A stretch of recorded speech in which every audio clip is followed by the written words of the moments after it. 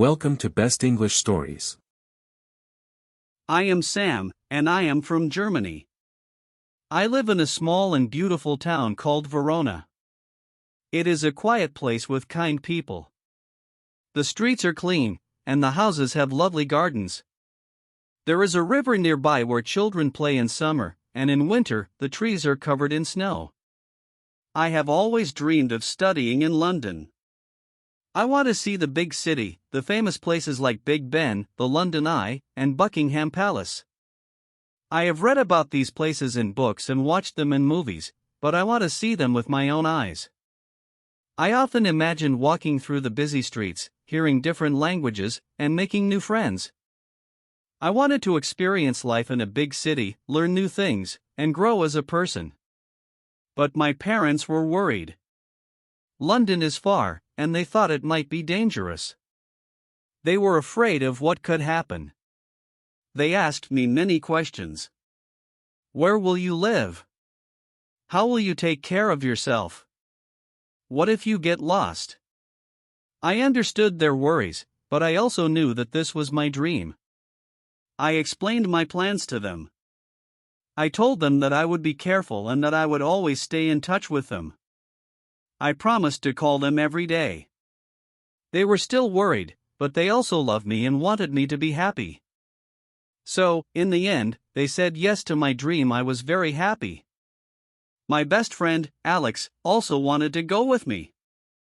We started planning everything together. We made a list of things we needed to do before leaving. First, we got our passports. It took some time, but we finally received them. Then, we booked our plane tickets. It felt so real when we held our tickets in our hands. We also needed a place to stay, so we searched for apartments online. After many days of looking, we found a small but nice apartment. It was close to our school and had everything we needed. Next, we packed our bags. I made sure to take my favorite books, some warm clothes, and a few pictures of my family. My parents gave me some money and reminded me to be careful. They hugged me and told me they would always be there for me. Even though they were still worried, they told me to be safe and smart in London. Finally, the day came. I was going to London. It was my first time on a plane. At first, it was exciting, but then there was turbulence.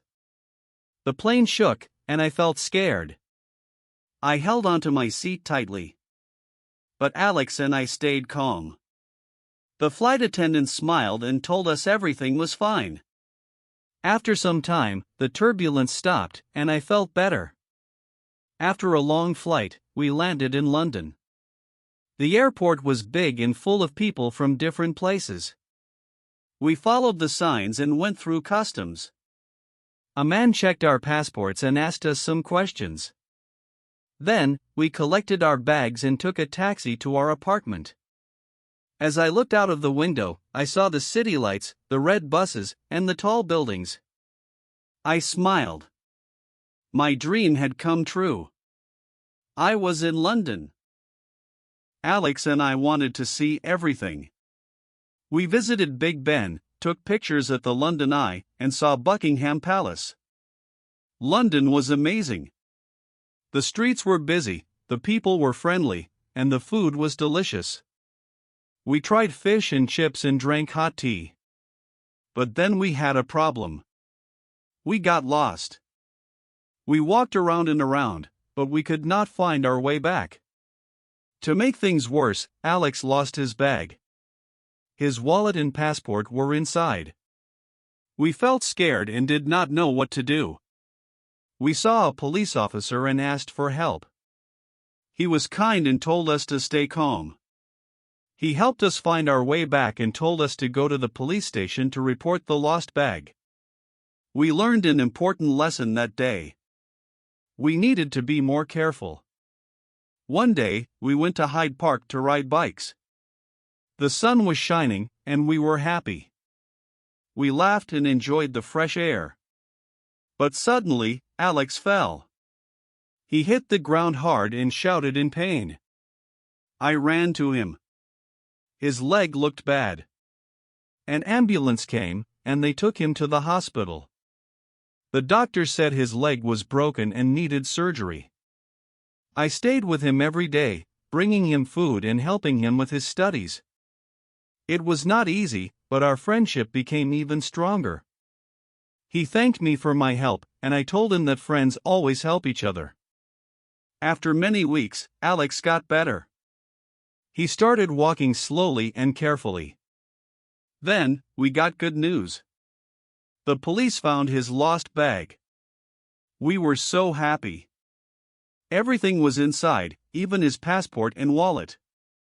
Soon, it was time for school. We were nervous but excited. On the first day, we met students from different countries. We made new friends and started learning. The teachers were nice, and the classes were interesting. Even though we had many problems before, we did not give up. We were ready for this new life. This journey was more than just a trip. It was a story about dreams, learning, and friendship. Moving to a new city was not easy, but with hard work and support, I learned that anything is possible. I followed my dream, faced many challenges, and became a stronger person.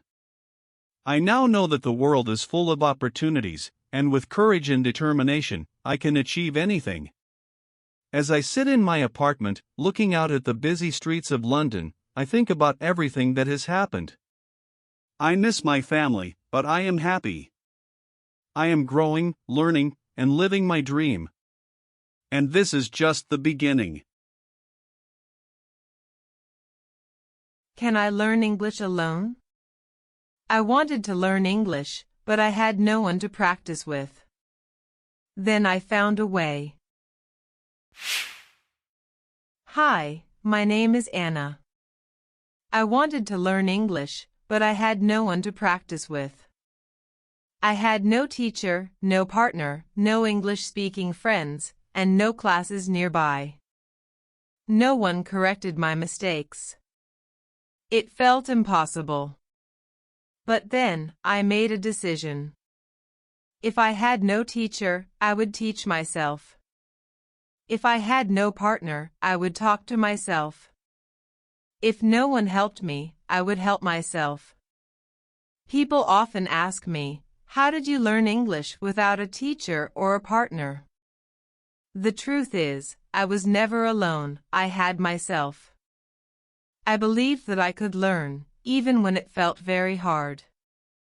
If I didn't give up, I knew I would succeed. So, I started my journey of learning English alone. I discovered new ways to practice, made mistakes, and learned from them. And today, I want to share my story and my best tips with you. Step 1. Talking to myself. When you don't have a speaking partner, you must become your own partner. This is what I did. Every morning, I stood in front of the mirror and talked to myself in English. I asked myself simple questions and answered them. Good morning, Anna. How do you feel today? I feel great. Today, I will learn 5 new words. At first, I felt silly talking to myself. I thought, this is strange. People will think I am crazy. But after some days, I started to enjoy it. Speaking English became easier, and I felt more confident. I also recorded my voice on my phone. I read sentences and short stories aloud. Then, I listened to my own voice. It was strange at first, but I noticed my mistakes. Sometimes, my pronunciation was wrong. Sometimes, I spoke too fast. Listening helped me fix my mistakes and improve my speaking. One night, I felt very lonely. Learning alone was hard. No one was there to help me. I wanted to stop. But then, I looked out of my window and saw the stars in the night sky. They were bright and beautiful. I thought, the stars shine alone, but they make the sky beautiful. From that night, the stars became my friends. Every night, I stood by the window and told the stars what I learned that day. Today, I learned the word hope. It means to believe in a good future. The stars never answered, but they always shined. Step 2. What did not work? In the beginning, I tried many things that did not help me. I wasted a lot of time on things that did not work. Here are the mistakes I made. Only studying grammar. I thought grammar was the most important part of learning English. So, I studied grammar for hours. I read grammar books, learned rules, and did exercises. But it was very boring, and I still could not speak English well. Later, I learned that grammar is important, but the best way to learn it is by listening and reading English every day. No study plan. At first, I studied without a schedule. Some days, I studied for hours. Other days, I did nothing. This was not helpful. Later, I made a simple study plan: 15 minutes of speaking, 20 minutes of reading, 10 minutes of writing. This schedule helped me study every day, even when I was busy. Step 3. Learn words you will use at first. I tried to learn 50 new words every day. I thought more words meant faster learning. But I was wrong. I quickly forgot them because I never used them. So, I changed my method. I started learning words in sentences and phrases. Instead of just learning the word rain, I learned, it is raining outside. Don't forget your umbrella. This helped me remember words better. Then, I made a new rule, the 5-word rule. Each day, I learned only 5 new words. But I used them in different sentences, wrote them in my notebook, and said them aloud many times. This way, I remembered them forever. Step 4. Make your life English. If you want to learn English fast, you must make it part of your daily life. Here is how I did it. Change your phone language to English. At first, it was difficult. I did not understand many words. But after a few weeks, I learned new words naturally. Watch movies without subtitles first. I watched movies with subtitles in my native language. Then, I switched to English subtitles. Finally, I turned subtitles off completely. This helped me listen and understand English naturally. Think in English every day. I tried to think in English. When I made tea, I thought, boil water. Add the tea bag. Wait 3 minutes. When I walked outside, I thought, the sky is blue. The weather is warm. People are walking. Thinking in English helped me speak faster because I did not need to translate words in my head. Step 5. Fun ways to practice learning English should not be boring. I found fun ways to practice every day. Write letters. I wrote letters to imaginary friends. Sometimes, I wrote to my future self. Listened to music and read stories. I listened to English songs and tried to guess the meaning. I also read simple stories for kids because they were fun and easy to understand. Join online chats. One day, I wanted to test my English, so I joined an online chat group. I typed, "Hello, my name is Anna. How are you?" Someone replied, "Hi, Anna. Nice to meet you." I was so happy. Later, I joined voice chats. My English was not perfect, but people understood me. The result, I can speak English. If you told me 2 years ago that I would write this story in English, I would have laughed. I did not know a single word. Not hello. Not yes. Not no. But today, I can speak, write, and even dream in English. And the best part? I did not take classes. No one taught me. I learned alone. How can you learn English alone? Speak every day. Talk to yourself, record your voice, and copy videos. Learn small. Don't try to learn too many words. Learn a few and use them often. Make English part of your life. Change your phone language, watch movies, and think in English. Be patient. Learning feels slow at first, but every little step is important. You can do it too. Start small, be creative, and remember, learning English alone is not magic. It is believing in yourself and never giving up. Good luck. Smiling face with smiling eyes.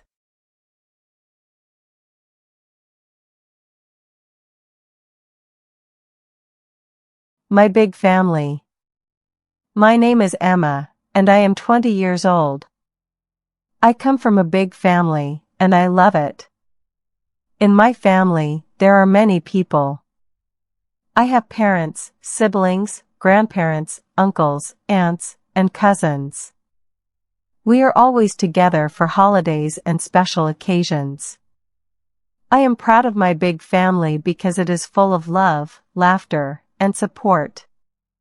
Being part of such a large family means there is always someone to talk to, someone to share my joys with, and someone to help me when I feel sad. I feel very lucky to have so many people who care about me. First, let me tell you about my parents. My mom's name is Lisa, and she is very caring. She always helps me with everything, whether it's with schoolwork, cooking, or just giving me advice when I need it. She works as a nurse, and she loves her job because she enjoys helping people. My dad's name is David. He is a firefighter, and he works at the fire station. He is very brave, and I admire him a lot. He always tells me stories about his work, and I feel proud of him for helping others in difficult situations. My parents love each other very much, and they take good care of us. They always make sure we have everything we need, and they teach us to be kind and respectful to others. I have one brother and 2 sisters. My older brother, Alex, is 23 years old. He is very funny and always makes us laugh. He is studying at university and wants to become a lawyer. He is very hardworking and spends a lot of time studying, but he always finds time to play with us or tell us funny stories. My younger sister, Lily, is 17 years old. She is very quiet but also very smart. She loves writing stories and does very well in school. She often reads her stories to me, and I think she is very talented. My youngest sister, Mia, is 12 years old. She is the youngest in our family. She is very creative and loves painting. She often shows me her new paintings, and they are always beautiful. Even though she is younger, she has a big imagination. We get along well and spend a lot of time together. We play games, watch movies, and sometimes cook together. In my family, we also have 2 pets. We have a cat named Luna and a dog named Charlie. Luna is very calm and likes to sleep on the windowsill. She is very soft, and I love petting her. Charlie is full of energy and loves to play in the garden. He is always running around and wagging his tail. We take them on walks in the park every weekend. They make our family even happier because they bring so much joy and love into our home. I also have many cousins. My cousins are from both sides of the family. My dad has one brother, and my mom has two sisters. I see my cousins during family gatherings and holidays. We all get together for birthdays, Christmas, and other special events. Sometimes we go on family trips, and it's always a lot of fun. We play games, explore new places, and make wonderful memories together. On my dad's side, my cousins are older than me. The oldest is Sarah, who is 26 years old. She is married and has a little girl named Emma. She is very cute, and I love playing with her when I visit. Sarah is like a big sister to me, and she always gives me good advice. My cousin Jake is 24, and he is studying in another city, so I don't see him often. He is very serious, but also a good person. He is studying to become an engineer, and I admire his dedication. On my mom's side, I have 4 cousins. The oldest is Olivia, who is 22. She is very funny and loves to tell jokes. She always makes everyone laugh during family gatherings. My cousin Noah is 19. He is very kind, and we enjoy hanging out together. He likes playing soccer, and we often play together in the park. My youngest cousin, Ava, is 9 years old. She is a little shy but very smart and loves animals. She has a pet rabbit named Snowy, and she loves taking care of it. I also have 2 uncles and 2 aunts on my dad's side. My uncle Mike is married to my aunt Sarah. They have 2 children, Jake and Sarah. My uncle Mike is very funny and always makes everyone laugh during family meals. He loves telling stories about his childhood, and we all enjoy listening to him. My Aunt Sarah is very kind and loves to cook. She often invites us over for lunch or dinner, and her food is always delicious. On my mom's side, my Uncle Chris is married to my Aunt Laura. They have 3 children, Olivia, Noah, and Ava. My Uncle Chris is a quiet person, but he is very caring. He always asks how we are doing and gives us good advice. My Aunt Laura is very friendly and loves spending time with our family. She always tells great stories, and we enjoy listening to her. She also loves gardening and often gives us fresh vegetables from her garden. My grandparents are also very important to me. I have 4 grandparents. My grandmother on my dad's side is named Grace. She is very sweet and always makes me smile. She loves to knit, and I always enjoy her scarves. She knits one for me every winter, and it keeps me warm. My grandfather on my dad's side is named Robert. He is retired now, but he used to work as a teacher. He is very wise and loves to read. He often gives me books to read, and we discuss them together. On my mom's side, my grandmother is named Rose. She is very energetic and loves to dance. She often goes to dance classes and teaches us new moves. She says dancing keeps her young, and I believe her because she is always full of energy. My grandfather on my mom's side is named James. He is very funny and loves to tell stories about his travels. He has been to many countries, and I always look forward to hearing his stories when I visit him. He also loves photography and often shows us his photos from his trips.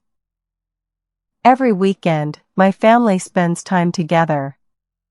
Sometimes we have a big family dinner. My mom cooks, and my dad helps her. We all sit at the dining table and talk about our week. It is one of my favorite times. We laugh, share stories, and enjoy each other's company. After dinner, we sometimes play board games or watch a movie. We also like to go for walks in the park or visit our grandparents. During holidays, we always have big family gatherings. For Christmas, we decorate the house with lights and a Christmas tree. We exchange gifts and enjoy a big meal. It's a special time for us because we all come together and celebrate. For New Year's Eve, we stay up late, eat snacks, and watch fireworks. My family also celebrates birthdays together. We always sing "Happy Birthday" and enjoy cake. We also play games and have a lot of fun. One of the things I love most about my family is how much we support each other. When someone is feeling sad, we help them feel better. If someone has a problem, we all try to find a solution together. It feels good to know that I have people who care about me no matter what. My family is always there for me, and I know I can count on them. Family vacations are also a big part of our lives. Every summer, we go on a trip together. Sometimes we go to the beach, and other times we visit the mountains. We stay in hotels or rent a house, and we spend the whole week enjoying the scenery, playing games, and having fun. We also like to try new activities, like hiking, swimming, or visiting museums.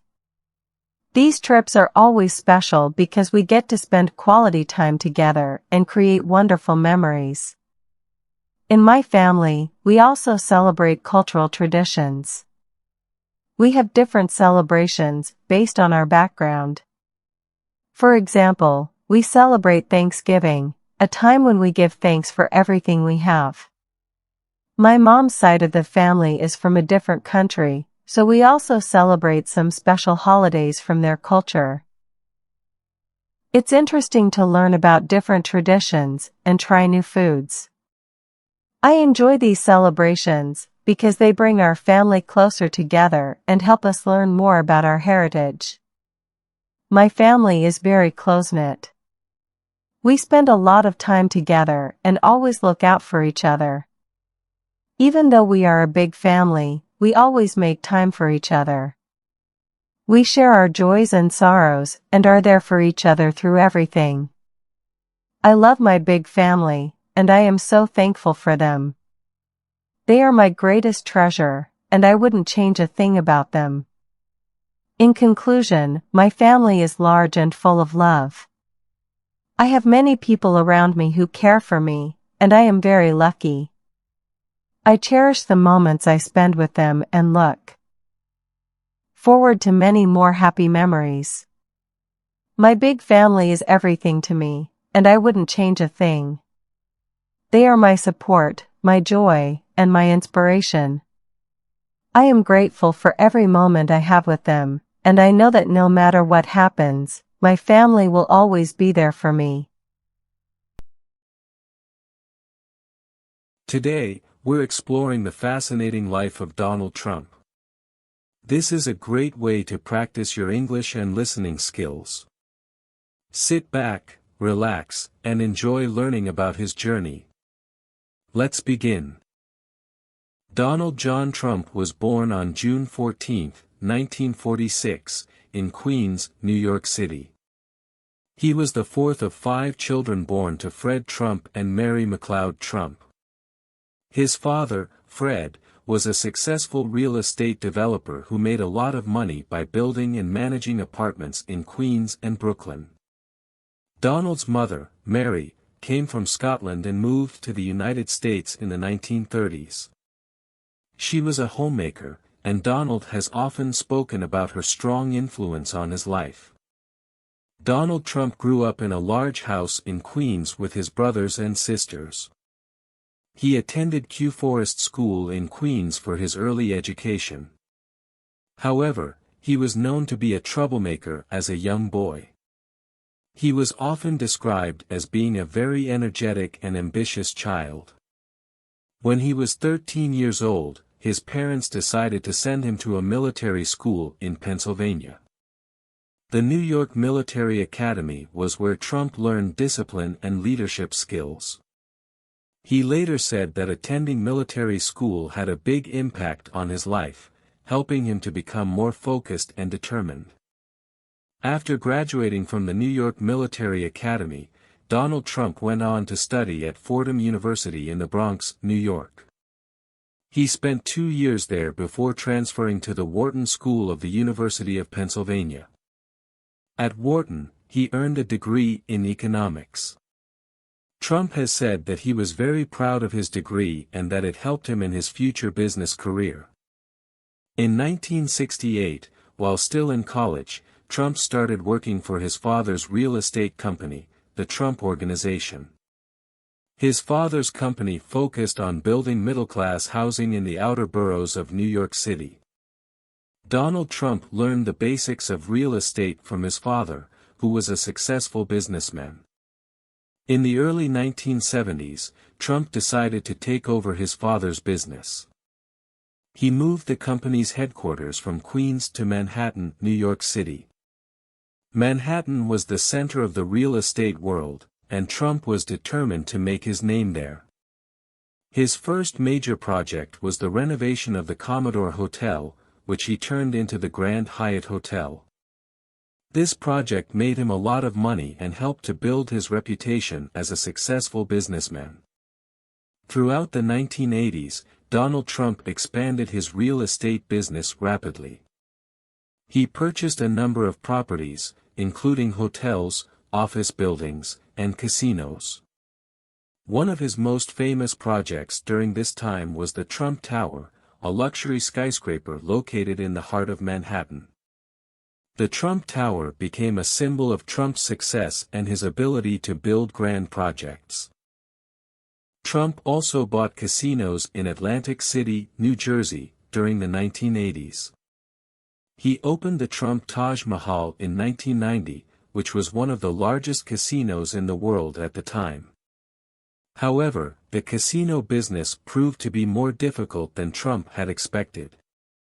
By the mid-1990s, he faced serious financial problems. Trump's casinos were losing money, and he was in danger of going bankrupt. However, he was able to recover and avoid bankruptcy by making deals with banks and creditors. Despite his financial struggles, Trump remained a popular figure in the business world. He became a well-known celebrity, often appearing in the media and giving interviews. His confident personality and ambitious attitude made him a favorite among reporters and journalists. In the late 1990s and early 2000s, Donald Trump began to focus more on his personal brand. He realized that his name, Trump, had become synonymous with success and luxury. He started licensing his name to various products, including Trump Hotels, Trump Golf Courses, and Trump Steaks.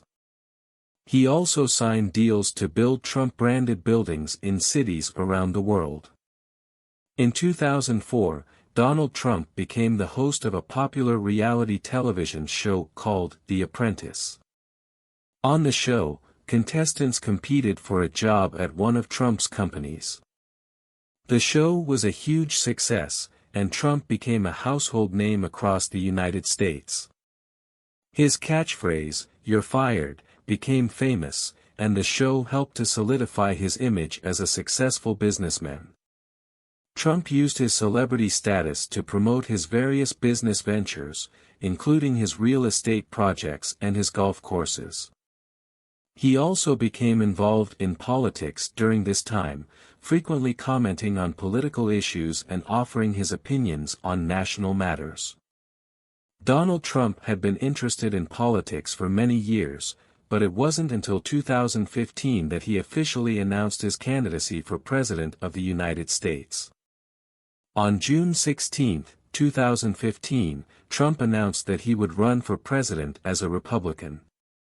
His announcement was met with skepticism by many political experts and the media, who thought he had little chance of winning.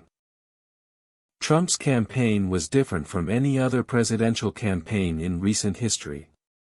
He made bold and controversial statements on many issues, including immigration, trade, and foreign policy.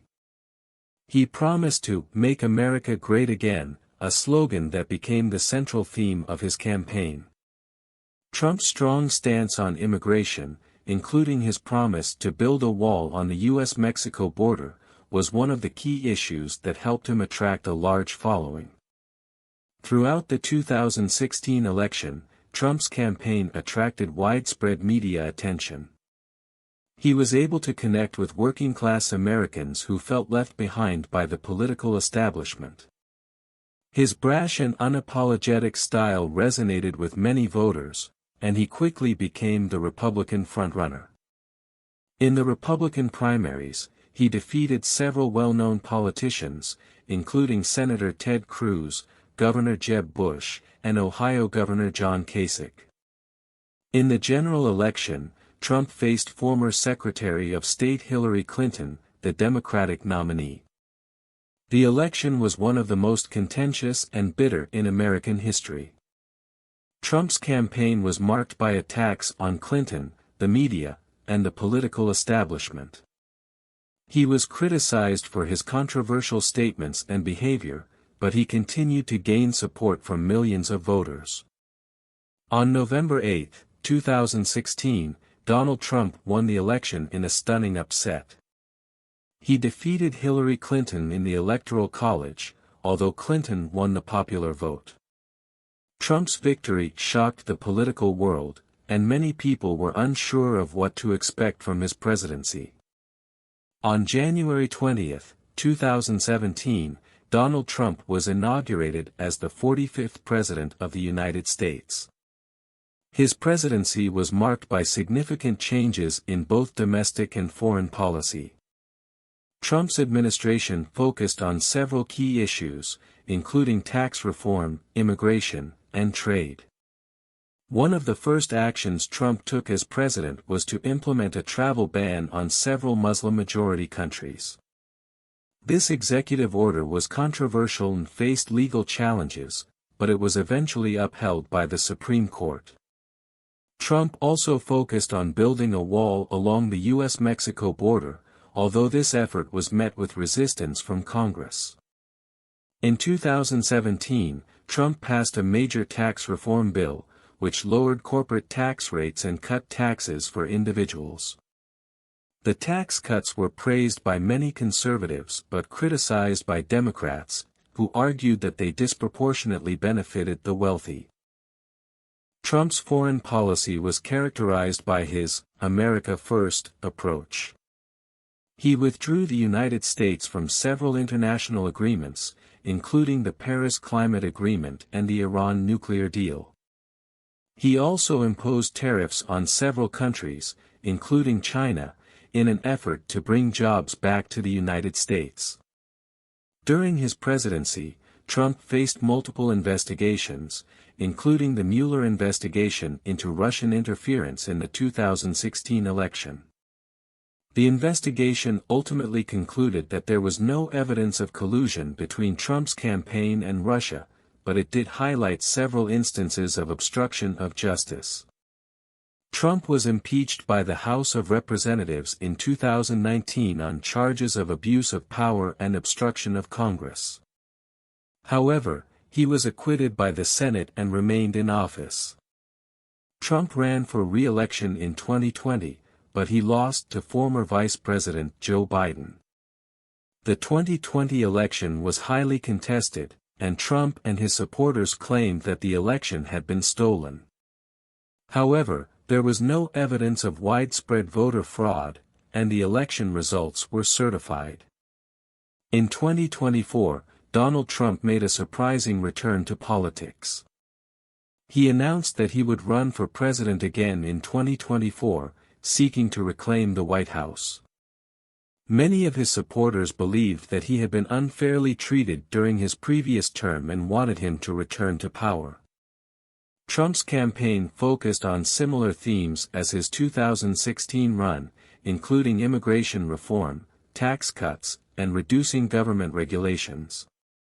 By 2025, Trump had regained significant political support, positioning himself to make a strong comeback as the Republican candidate. His message of economic growth, national security, and American patriotism continued to resonate with millions of voters across the country. Donald Trump's life has been one of great achievement and controversy. From his early years as a businessman to his time as president, he has been a figure that divides opinions. Some view him as a champion of the working class, while others criticize him for his policies and behavior. Regardless of one's opinion of Trump, there is no denying his impact on American politics and the world stage. As of 2025, Trump continues to play a significant role in shaping the future of the United States. Thank you for watching. If you enjoyed the video, please consider liking, subscribing, and sharing with your friends. Your support really helps us out. We appreciate you taking the time to watch, and we look forward to seeing you in the next one. Have a great day. My phone rang again. It was my father. This was the 5th time he had called me to ask about my arrival time. I was returning home by train. It was 5 o'clock in the evening, and my train would reach the station at 7 o'clock. My company had given me a 2-week holiday, and I was heading back to my hometown to be with my father. But this time, my father was extra excited about my arrival. I found this strange, but I thought he must have missed me a lot. At 7 o'clock, I finally arrived at the station and went straight home. The door opened, and behind it stood my dear father. "Oh, my dear daughter, finally, you're back home," he said with tears in his eyes. I hugged him when I saw how emotional he was. We went to the living room, and I sat on the sofa, tired from my long journey. "Father, please bring me a glass of water," I said, but he didn't get it. Instead, he sat beside me and gave me a strange smile.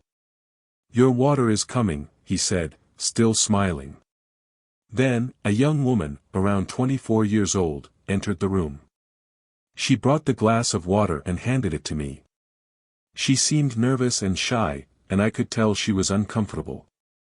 I took the glass and thanked her. My father's eyes brightened when he saw her. "So, Maria, meet Clara, our new house helper." "Oh, okay. Welcome, Clara," I said, smiling. "Thank you, miss," she replied. Then my father suddenly shouted, "Oh no, no, no. Don't call her miss. She has a nice name, Clara. Just call her Clara, and I'll be very happy." "Yes, please call me Clara," I said, smiling again. Later, we went to the dining table for dinner. Clara went to the kitchen to do some work. My father whispered to me, "Clara is going to stay with us. Poor girl lost her parents last week, and there's no one to look after her. She didn't even have a house to live in because they were renting. So, I decided to help her. I was already looking for someone to help out around the house." "Oh, my dear father, you did the right thing. But you know her well, right? You know how people are nowadays." "Having a stranger in the house makes me a little nervous," I said. "I know she's not a stranger. I know her family well," my father replied. After our conversation ended, I went to bed. The next morning, I got dressed and went to the breakfast table. Clara and my father had prepared my favorite breakfast. My father sat with me, but Clara stood nearby with a shy face. "Come, Clara, let's have breakfast together," said my father. "Yes, join us, Clara," I added. She sat down beside me. I looked at her closely for the first time. She had green eyes, just like mine. I felt a connection with her. I was thinking about going to the market to buy some clothes for Clara. "But you know, Maria, I'm really tired today. Can you go with Clara?" my father asked. "Yes, I can go with Clara," I replied, though I felt a bit unsure. "Oh, lovely. You two can spend time together, my father said happily. I didn't understand why my father wanted me to spend time with Clara. I began to suspect his intentions. We went to the market, and Clara bought some dresses. I even helped her choose them. I noticed that we had a lot in common. Later, we went to a coffee shop and talked for a long time. We both shared details of our lives, and I felt happy talking to her. Around 5 p.m., we returned home. I thought my father might be angry with us, but he was so happy we spent time together. He even suggested I take Clara to the park tomorrow. I was surprised, there was something on my father's mind. Before dinner, I asked my father, "Father, can you explain why you want me to spend time with Clara? I've noticed you're acting strange these days. What's going on?" "I know what you're thinking, Maria, but believe me, I really care about Clara. I don't want to treat her like an employee. I just want her to feel like part of our family," my father said. I didn't say anything after that. My father clearly wanted to make Clara part of our family, and that could only happen if she became my partner. Clara made my favorite cake as a thank you gift. After we ate it, we went to the terrace and spent some special time together. We laughed and talked. For a moment, our eyes met, and there was silence. She looked beautiful in the moonlight. I held her hand, and she smiled at me. "What a beautiful night," she said. I went to bed, but I couldn't sleep. I kept thinking about Clara. I felt a special bond with her from the very first day, and now I knew I was in love with her. I needed to tell both my father and Clara. My father would be very happy because this was what he wanted. The next morning, I went to buy a ring for Clara. I made some arrangements in the backyard, decorating it with lights and flowers. My father didn't know I was going to propose. I planned to tell him later. At night, I took Clara to the backyard. She was happy to see the decorations I made for her. I knelt down, took out the ring, and proposed. She was overjoyed and had tears in her eyes. "Yes. Yes. Yes," she cried. Hearing her shout, my father came out. He saw the ring in my hand and Clara in front of me. I was about to place the ring on Clara's finger when my father shouted, "What is this? What are you doing, Maria?" I laughed and replied, "I'm going to marry Clara, my first love. This is what you wanted me to do. Believe me, father, I'm the happiest woman today." "What nonsense! You can't marry her. Are you both out of your minds?" my father yelled. Then, he fainted. Clara and I were both shocked. I immediately called a doctor. After examining him, the doctor said he had a panic attack and advised me not to stress him. When my father regained consciousness, I went to his room. Clara was scared and stayed behind. "Father, are you okay?" I asked. "Yes, my daughter," he replied. "Then why did you react that way? You were the one who wanted me and Clara to get closer, but now you're acting so strangely. Look, Maria, I know I asked you to spend time with Clara, but I never wanted you to marry her. I will never allow that. Forget about your feelings for her," my father said. "No, not at all. I love Clara with all my heart. She loves me too, and you liked her as well. Why are you against this?" I asked. He didn't respond, closing his eyes to sleep. The next day, when I returned from the market, I saw some guests in the house. A young, pretty woman and an older lady were sitting with my father. I greeted them and sat beside him. "This is my friend's daughter, Emily," my father said. "Isn't she beautiful? I've chosen her to be your wife." I was shocked. "No. This can't happen." I turned to the ladies and told them to leave. My father was angry at me for disrespecting the guests. "How can you think about marrying someone else? You know I love Clara." "I already told you, you can't marry Clara," my father replied. "But why? Please, give me a reason." I can't give you a reason. It's not possible, my father said. You have to give me a reason, or I'll marry Clara without you. I said angrily. My father started crying. Maria, my daughter, I love you so much. I can't lose you. I don't want you to hate me. If you really want to know, then wait for my death. I was so angry that I said something terrible, then die, father. I regret saying that to him. After that, I stopped talking to my father. He got weaker and sick day by day. Months passed, and my father arranged for Clara to marry someone else. I tried to stop the wedding, but seeing how weak my father was, Clara decided to leave and get married. My father cried every day. The doctor said he only had a few days left. One day, when I was coming home, I saw some people outside. A man approached me and told me that my father had passed away. I rushed inside to see him. It felt like I had lost everything. It was the worst day of my life. The day after my father died, I went into his room and found a letter. It was from him. I started to read it. Maria, I know you hate me, but I couldn't tell you the truth. If you knew, you would hate me even more.